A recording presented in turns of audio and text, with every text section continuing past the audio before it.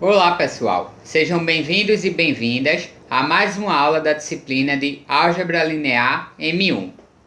Na aula de hoje vamos recordar os conceitos de funções injetivas e sobrejetivas e posteriormente vamos estabelecer a relação entre esses conceitos e os de núcleo e imagem de uma transformação linear.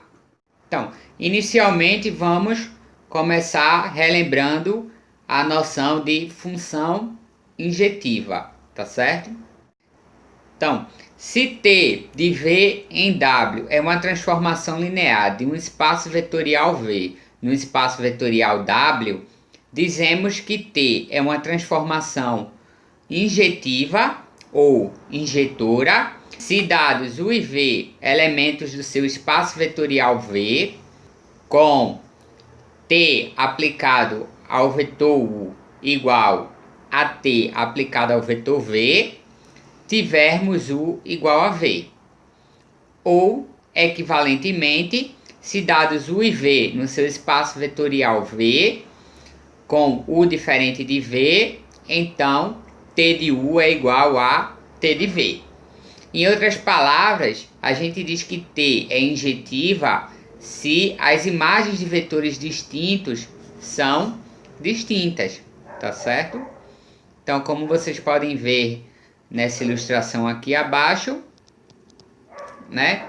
Então, nesse caso, a função ela é injetiva porque vetores distintos no domínio da sua transformação linear, né? Vai levar em vetores distintos no seu contradomínio. Já essa daqui, né, nessa ilustração aqui, a gente não tem injetividade para a nossa transformação linear, porque você tem vetores distintos sendo levados em um mesmo vetor no contradomínio W da sua transformação linear, né? Então, por exemplo, esse elemento aqui e esse aqui estão sendo levados no mesmo elemento do contradomínio, tá certo? Agora vamos recordar a ideia de funções sobrejetivas. Então, se T de V em W é uma transformação linear de um espaço vetorial V num espaço vetorial W, dizemos que T é uma transformação linear sobrejetiva ou sobrejetora se a imagem de T coincidir com W, ou seja, se T de V é o W tudo, tá certo? Em outras palavras, T será sobrejetiva se, dado qualquer elemento W no contradomínio, existir algum elemento V no domínio tal que o T de V seja igual ao W, tá certo?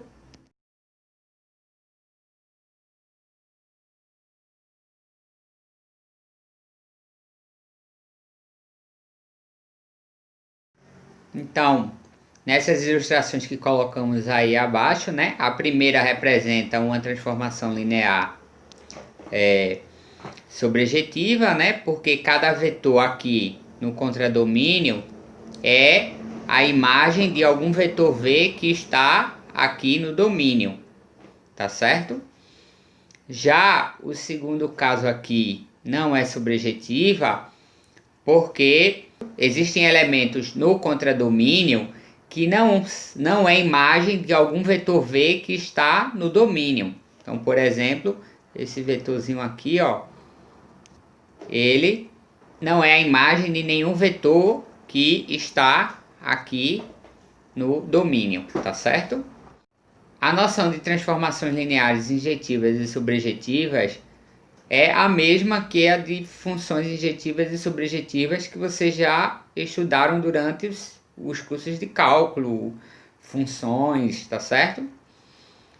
Então, a ideia aqui é que como a função que a gente está trabalhando é uma transformação linear, ou seja, é uma função definida entre espaços vetoriais que preserva a soma de vetores e a multiplicação de um vetor por um escalar, então decidir se uma transformação linear é injetiva ou subjetiva, é mais simples, tá certo? E aí isso ocorre por causa do seguinte resultado. Seja T de V em W uma transformação linear. Então, o núcleo da sua transformação contém somente o vetor nulo do seu espaço vetorial V, se e somente se a transformação linear ela é injetiva, tá certo? Então, calcular o núcleo da sua transformação linear caracteriza o fato de ela ser ou não injetiva, sempre que o núcleo conter somente o vetor nulo do seu espaço vetorial V, então ela será injetiva. Então vamos ver como é que nós provamos este resultado. Então, como é se somente se, precisamos fazer a ida e a volta. Então, a ida a gente supõe que o núcleo da nossa transformação linear tem somente o vetor nulo do espaço vetorial V, né? Que é o domínio da nossa transformação linear. E aí sejam U e V elementos do seu espaço vetorial V, tais que T de U igual a T de V. Então, se eu consigo mostrar que U é igual a V, então, por definição, minha transformação vai ser injetiva, não é isso? Aí V, eu vou começar desenvolvendo a igualdade T de U igual a T de V. E aí, eu somo de ambos os lados o oposto do vetor T de V, né? Que é menos T de V, de modo que do lado esquerdo eu fico só com T de U menos T de V, e do lado direito eu fico com o vetor nulo do espaço vetorial W, tá certo? E aqui agora eu uso a linearidade da minha transformação linear, de modo que isso aqui pode ser reescrito como T de U menos V. Então, eu mostrei que T de U menos V dá o vetor nulo do espaço vetorial W. Então, isso significa dizer que o vetor U menos V, ele pertence ao núcleo da minha transformação linear, né? Lembrem que o núcleo é o conjunto de todos os elementos que estão no espaço V, tal que T de V é o vetor nulo do espaço vetorial que está no contradomínio, tá certo? Sendo que, por hipótese, o nosso núcleo só contém o vetor nulo do seu espaço vetorial V. Então, U menos V tem que ser esse vetor nulo. Então, se U menos V tem que ser esse vetor nulo do espaço vetorial V, isso significa dizer que U tem que ser igual a V. E aí eu provo que a minha transformação linear ela é injetiva, tá certo? Agora, para a recíproca, eu suponho que a minha transformação linear seja injetiva. E aí eu quero mostrar que o subespaço núcleo de T, né, tem somente o vetor nulo do espaço vetorial V. Então, tome um elemento V que está no núcleo. E aí eu quero mostrar que esse V tem que ser o vetor nulo do espaço vetorial V, tá certo? Então, se V está no núcleo, então T aplicado no vetor V dá o vetor nulo de W, tá certo? Por definição do núcleo de uma transformação linear. Mas aí eu sei que se a transformação é linear, então T do vetor nulo é o vetor nulo também, não é isso? Então eu posso escrever que esse vetor nulo W aqui também é igual a T aplicado ao vetor nulo do espaço vetorial V, tá certo? Então, olha, aí eu concluí que T de V é igual a T do vetor nulo do espaço vetorial V. Mas aí, como a minha transformação linear ela é injetiva, isso significa dizer que o vetor V tem que ser igual ao vetor nulo do meu espaço vetorial V. E assim eu concluo que a única possibilidade é que o núcleo contenha apenas o vetor nulo do espaço vetorial V. E assim concluímos a nossa prova, tá certo? Vamos agora ver alguns exemplos de como caracterizar transformações lineares injetivas e sobrejetivas olhando para o núcleo e a imagem da nossa transformação linear. Então, considere a transformação linear T que vai de P2 em R4 e é definida por essa expressão aqui. Aí eu pergunto, T é injetiva? Justifique. T é sobrejetiva? Justifique. Então vamos lá. Então aqui eu já deixei algumas contas já prontas, tá certo? Para adiantar um pouco e não ficar um vídeo muito extenso. Mas eu vou tentar indicar cada passo da resolução desse exemplo, tá certo? Então, eu quero saber se a transformação linear T, que vai de P2 em R4, definida dessa maneira, é injetiva ou sobrejetiva. Uma observação aqui que vale ser feita, né? Dada uma transformação linear, ela pode ser injetiva e sobrejetiva, pode ser só injetiva e não sobrejetiva, pode ser sobrejetiva e não injetiva, e pode ser nenhuma das duas coisas, tá certo? Não existe nada predeterminado aqui não, né? De ser um ou outro, os dois. Ok, pessoal? Então, dada essa transformação linear, eu quero saber se ela é injetiva ou sobrejetiva. Então, para saber se ela é injetiva, eu vou primeiro calcular o núcleo dela, tá certo? Então, veja, por definição, o núcleo vai ser todo vetor que está no domínio, né? Mas aí o domínio da sua transformação linear é P2, que é o espaço de todos os polinômios com grau menor ou igual a 2. Então, vai ser todo polinômio com grau menor ou igual a 2, com a condição de que quando eu aplico T nesse polinômio, isso resulta no vetor nulo do contradomínio da sua transformação linear. Mas o contradomínio da sua transformação linear é o R4, de modo que o vetor nulo do R4 é o vetor com coordenadas 0, 0, 0, 0. Tá certo? Então, eu só fiz transcrever quem é o núcleo da transformação linear para esse caso específico daí. Aí agora eu vou trabalhar com essa equação aqui, ó. T aplicado ao polinômio A0 mais A1x mais A2x ao quadrado igual ao vetor 0, 0, 0, 0. Tá certo? E aí a ideia é que do lado esquerdo dessa minha equação eu substituo pela expressão que determina a T aplicado ao polinômio A0 mais A1x mais A2x ao quadrado, que é essa daqui.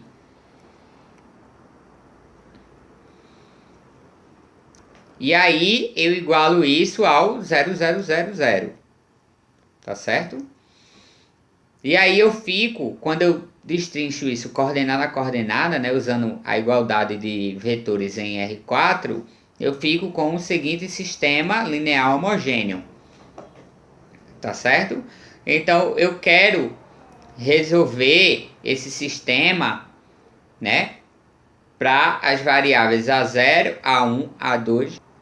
E aí eu deixo como exercício vocês resolverem esse sistema. E aí vocês vão chegar à conclusão de que a solução para esse sistema é A0 como sendo 0, A1 como sendo 0 e A2 como sendo 0.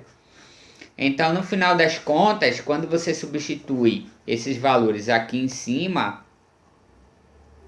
né, a gente chega à conclusão de que o núcleo de T tem somente o polinômio 0 mais 0x mais 0x ao quadrado, que é nada mais nada menos do que o vetor nulo do espaço vetorial dos polinômios com grau menor ou igual a 2. Então, isso mostra que o núcleo da nossa transformação linear só tem o vetor nulo. Ou seja, eu posso concluir que a minha transformação linear ela é injetiva, tá certo? Agora eu preciso verificar se a minha transformação linear ela é ou não sobrejetiva. Então, para isso eu vou calcular quem é o subespaço imagem de T, tá certo? Dela. Então, por definição, a imagem de T é todo mundo que está no contradomínio, que é a imagem de alguém que está no domínio, tá certo?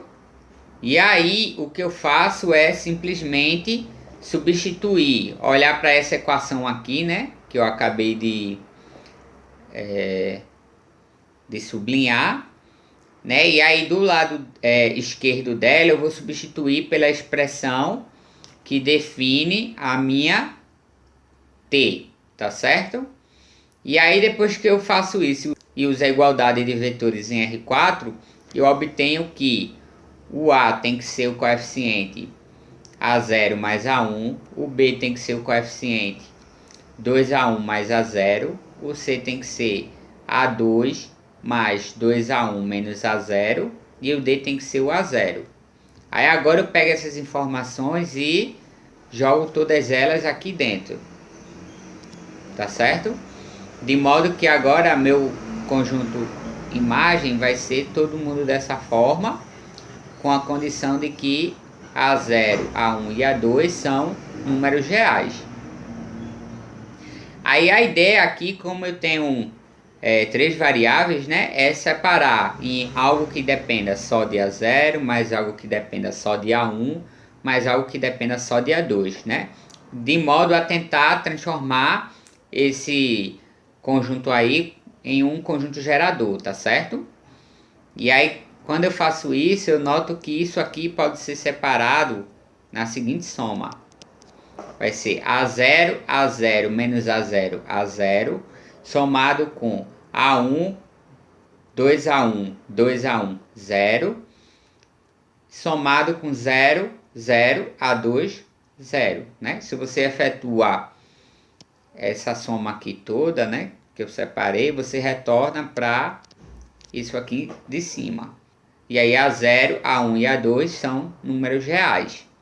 Aí agora o que você faz é tirar do primeiro vetor, né, o A0, né? De modo que isso fica A0 vezes 1, 1 menos 1, 1. Do segundo você tira o A1, de modo que isso fica A1 vezes o vetor 1, 2, 2, 0. E do terceiro você tira o A2, de modo que isso fica A2 vezes 0, 0, 1 e 0. Ou seja, o seu conjunto imagem nada mais é do que o conjunto gerado por esses três vetores aqui. Aí agora você não pode simplesmente afirmar que isso é uma base para a imagem da transformação linear, porque eu só mostrei que ele gera o subespaço imagem de T, né? Mas aí eu deixo como exercício vocês verificarem que esses três vetores eles são LI. E aí eles sendo LI, então eles formam uma base para o subespaço imagem de T.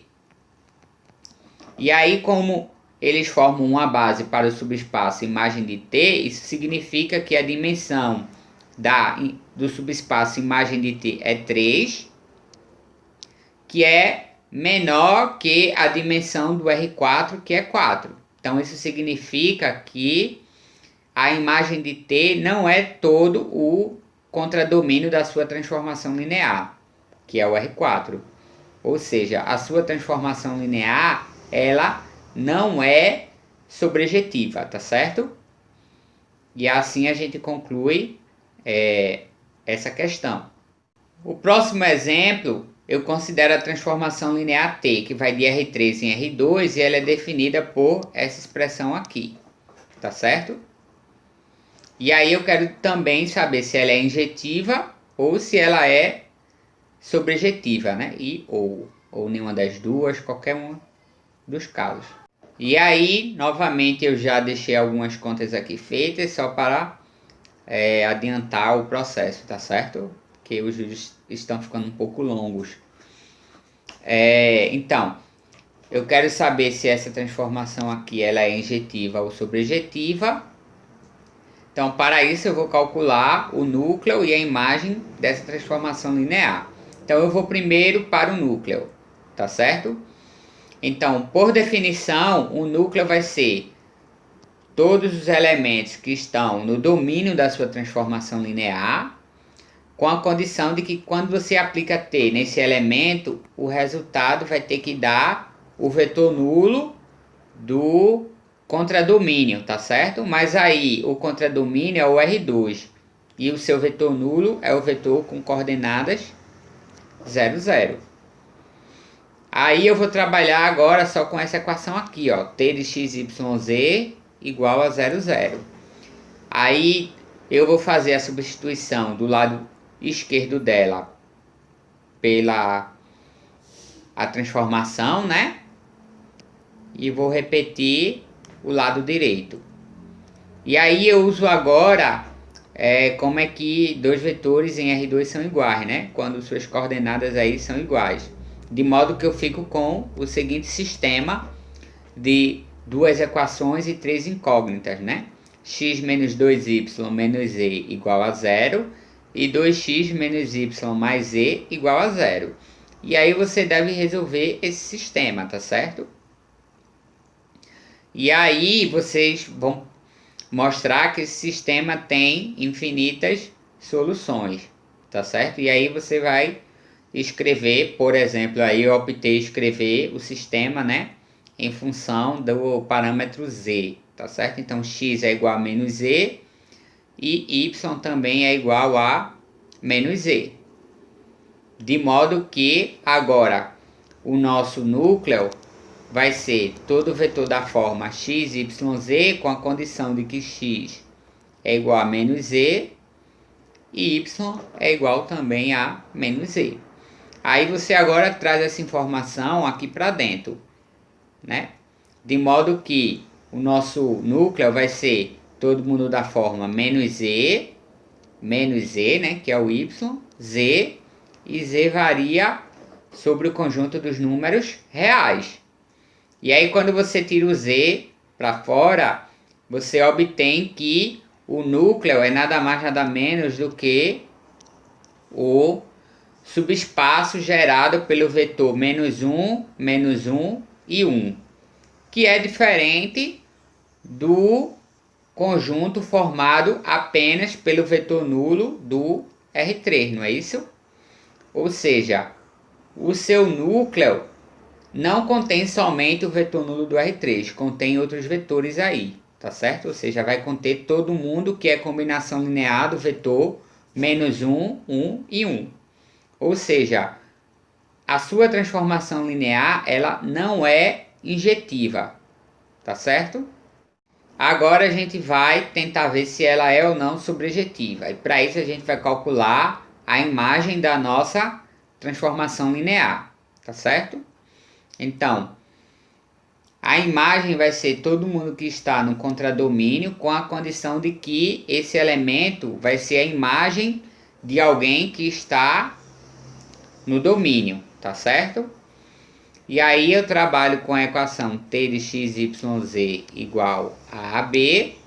E aí do lado esquerdo dessa equação eu substituo a transformação linear, tá certo? E aí essa igualdade aí de vetores em R2 se transforma no seguinte sistema de equações lineares, tá certo? Aí eu vou e trago essas informações sobre A e B para aqui para dentro. Então a imagem vai ser agora todo mundo da forma x menos 2y menos z, 2x menos y mais z, com x, y e z variando sobre o conjunto dos números reais. E aí como aí dentro tem três variáveis, eu vou quebrar como um vetor que só depende da variável x, mais um vetor que só depende da variável y, mais um vetor que só depende da variável z. E aí eu noto que eu posso fazer isso escrevendo que esse vetor aqui, né, todo, é escrito como esse, mais esse, mais esse. Onde x, y, z são números reais. E aí eu retiro essas variáveis x, y e z, né, de cada um desses vetores e observo que a minha imagem de t vai ser o subespaço gerado pelos vetores 1, 2, menos 2, 1 e menos 1 e 1. E aqui, né, muito cuidado, você só disse que você só chegou à conclusão de que a imagem é gerada por esses três vetores. Não pode chegar e dizer que a dimensão da imagem vai ser 3, né? Primeiro porque isso não faz nem sentido, nesse exemplo aqui em particular, porque sendo a imagem um subespaço do contradomínio da sua transformação linear, então a dimensão da imagem tem que ser sempre menor ou igual que a dimensão do contradomínio. Nesse caso, o nosso contradomínio é R2, que tem dimensão 2. Então, como é que a dimensão de um subespaço do R2 vai ter dimensão maior do que 2? Então, não pode. Então, aqui, um dos vetores é combinação linear dos outros, tá certo? E aí, você tem que descobrir qual é. E aí, aqui eu notei que o vetor menos 1, 1 é escrito como combinação linear dos vetores 1, 2 e do vetor menos 2, 1, né? Então eu notei isso aqui. Então isso significa que o vetor menos 1 e 1 ele é supérfluo aí nesse conjunto, de modo que eu posso retirar ele do conjunto e o que sobra ainda vai gerar a imagem da minha transformação linear. Aí agora, os vetores que sobraram, que foi os vetores 1, 2 e menos 2, 1, eles são LI. Então, sendo eles LI, agora eu obtenho uma base para o meu subespaço imagem de T. E aí agora, como eu obtive uma base para o subespaço imagem de T, que tem dois vetores, né? Então, isso significa que a dimensão do subespaço imagem é 2, que é igual à dimensão do R2. Ou seja, a imagem da sua transformação linear vai ser todo o contradomínio R2. Ou seja, isso significa dizer que a sua transformação linear ela é sobrejetiva, tá certo? E assim a gente conclui o nosso exemplo. Então essa transformação linear aí que nós demos, ela não é injetiva, mas ela é sobrejetiva, tá certo? E aí, para finalizar essa aula, a gente vai falar de alguns resultados que a gente tem envolvendo injetividade e sobrejetividade, dimensão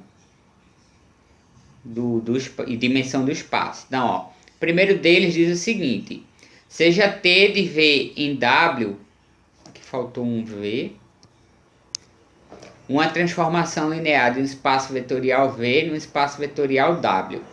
Então, se a dimensão do domínio for igual à dimensão do contradomínio, então ela vai ser injetiva somente se ela for sobrejetiva. E aí a prova desse resultado é simples e basta usar o teorema do núcleo e da imagem. Tá certo? Então, suponha que tem injetiva. Então, pelo resultado que a gente mostrou agora há pouco, o núcleo de T só tem o vetor nulo do espaço vetorial V. Então, isso significa que a dimensão do núcleo vai ser 0, tá certo? Porque o conjunto que contém somente o vetor nulo de um espaço vetorial é sempre LD, tá certo? Ou seja, a dimensão do núcleo é 0. E aí agora, como a dimensão de V é igual à dimensão de W, né? Então, a dimensão de W, que é igual à dimensão de V, aí agora eu uso o teorema do núcleo e da imagem, que diz que a dimensão do domínio da minha transformação linear é igual à dimensão do núcleo da transformação linear mais a dimensão da imagem da transformação linear. E aí, como a dimensão do núcleo é 0, eu fico só com a dimensão da imagem da minha transformação linear. Então, no final das contas, eu mostrei que a dimensão da imagem da minha transformação linear é igual à dimensão do domínio da transformação linear. Ou seja, a imagem vai coincidir com todo o contradomínio da minha transformação linear. Ou seja, ela vai ser sobrejetiva. E aí, reciprocamente, se ela é sobrejetiva, então eu sei que a imagem de T coincide com o contradomínio todo, tá certo? E aí a dimensão da imagem de T é igual à dimensão do contradomínio. E aí, como por hipótese a dimensão de V é igual à dimensão de W, né? Novamente usando o teorema do núcleo da imagem, eu fico com dimensão da imagem de T, que é igual à dimensão de W, que é igual à dimensão de V, né? Aí agora que eu estou usando o teorema do núcleo da imagem, de modo que isso é a dimensão do núcleo mais a dimensão da imagem. E agora, passando esse aqui para o outro lado, eu chego à conclusão que a dimensão do núcleo é 0. E aí, sendo a dimensão do núcleo 0, então o núcleo vai ser um subespaço que contém somente o vetor nulo do seu espaço vetorial, V. Ou seja, a sua transformação linear tem que ser injetiva, pelo que eu provei no início desta aula. E assim nós finalizamos a prova do nosso resultado. E aí um segundo resultado que temos é que se T de V em W é uma transformação linear injetiva de um espaço vetorial V num espaço vetorial W, tá certo? Então, se a dimensão de V é igual à dimensão do espaço vetorial W, então a sua transformação linear vai levar base em base. Em outras palavras, sempre que você estiver trabalhando com operador linear injetivo, ele vai levar base em base. E aí a prova é: considere V1, V2 até Vn uma base de V. E aí eu quero mostrar que quando eu aplico T nesses elementos, isso vai dar uma base para W. Tá certo? E aí, de fato, isso é verdade, porque quando eu considero uma combinação linear desses elementos, resultando no vetor nulo do espaço vetorial W, e aí usando a linearidade da aplicação T, eu posso reescrever o lado esquerdo dessa equação aqui como sendo isso aqui. E aí lembrando que o vetor, como a T é linear, ela leva sempre vetor nulo em vetor nulo, né? Então eu posso trocar esse vetor nulo aqui de W pela T aplicado ao vetor nulo do espaço vetorial V. Então eu cheguei à conclusão de que T aplicado nesse vetor aqui é igual a T aplicado no vetor nulo do espaço vetorial V. Então, como a minha transformação linear é injetiva, então esse elemento aqui tem que ser igual ao que está aqui, né? Ao que está aqui dentro. Tá certo? Mas, por hipótese, V1, V2 até Vn é uma base de V. Ou seja, em particular é um conjunto que é linearmente independente. Então, qualquer combinação linear desses elementos dando vetor nulo do espaço vetorial só pode ocorrer com os coeficientes todos sendo 0. E aí isso prova que esse conjunto aqui ele é Li, tá certo? E aí por fim, como a dimensão de V é igual à dimensão de W e você tem uma lista com n vetores Li, né? Essa lista tem que obrigatoriamente gerar o seu espaço vetorial W, de modo que isso vai ser de fato uma base para o seu espaço vetorial W. E assim a gente conclui a prova deste resultado. Então, aqui estão as referências que utilizamos para construir esta aula. E a gente finaliza por aqui. Muito obrigado a todos e a todas e até a nossa próxima aula, pessoal.